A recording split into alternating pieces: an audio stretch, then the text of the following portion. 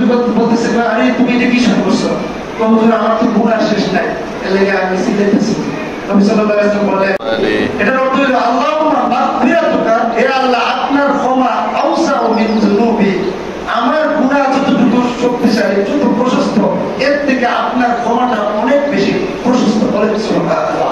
আল্লাহ নবী সাল্লাল্লাহু আলাইহি ওয়াসাল্লাম শিখিয়ে দিচ্ছেন, এরপর নবী আবার শিখিয়েছেন ওয়া রাহমাতুকা আরজা ইনদি মিন আমালি, হে আল্লাহ আপনার রহমত আরজা অধিক বেশি আশাবাঞ্জক, মানে অধিক বেশি আশা করতে পারি। আল্লাহ মিন ইনদি মিন আমালি, আমার কাছে আমার আমল থেকে, আমার আমল দ্বারা ক্ষমা হইব এটা মনে করি না, আমার আমল ছোটখাটো আমল, ছোট্ট আমল, সুতরাং আপনার রহমত যা আমার আমল থেকে অনেক বেশি বড়। বলেন সুবহানাল্লাহ। আল্লাহ নবী সাল্লাল্লাহু আলাইহি ওয়াসাল্লাম তারে বলেছেন যুবকরে তিনবার আল্লাহুম্মা মাগফিরাতুকা আওসাউ মিন যুনুবি ওয়া রাহমাতুকা আরজা ইনদি মিন আমালি, এটা তিনবার বলেছেন। পরে আল্লাহ নবী সাল্লাল্লাহু আলাইহি ওয়াসাল্লাম বললেন তুমি থামো, আল্লাহু লাক, আল্লাহ তাআলা তোমাকে ক্ষমা করে দিয়েছেন। বলেন সুবহানাল্লাহ।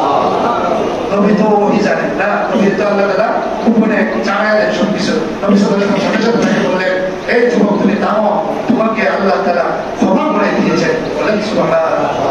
তাই আমরা যারা পারি এই দোয়াটা আল্লাহুম্মা মাগফিরাতুকা আওসাউ মিন যুনুবি ওয়া রাহমাতুকা আরজা ইনদি মিন আমালি, এই দোয়াটা করব। আর যদি না পারি তাহলে বাংলায় বলবো হে আল্লাহ আপনার ক্ষমা আওসাউ মিন যুনুবি, আমার গুনাহ থেকে অনেক বেশি প্রশস্ত, আপনার রহমত আমার কাছে অধিক বেশি আশাবাঞ্জক, আমার আমল থেকে, আমার আমল দ্বারা আমি মুক্তি পাবো এটা মনে করি না, আপনার রহমত দ্বারাই আমি ক্ষমা পাইতে পারি।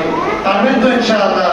তওবা করবেন না ইনশাআল্লাহ? সবাই তওবা করবেন। এবং এই যে বছর শুরু হইল আজকে থেকে, আজকে কিন্তু এটা নববর্ষ। যদিও ইহুদি খ্রিস্টান এবং যারা পাশ্চাত্যরা তারা দেখবেন যে ইংলিশ দিন আইলে, ইংলিশের প্রথম তারিখ, জানুয়ারির প্রথম তারিখ আইলে তারা অনেক কিছুই করে।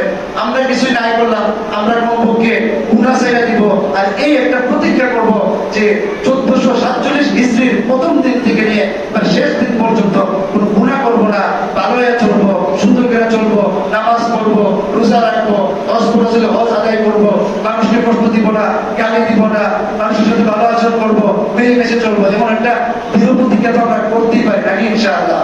আল্লাহ তাআলা আমাদের সবাইকে যে কথাগুলি বললাম আমল করার তৌফিক দান করেন। ওয়া আখিরু দাওয়ানা আলহামদুলিল্লাহি রাব্বিল আলামিন।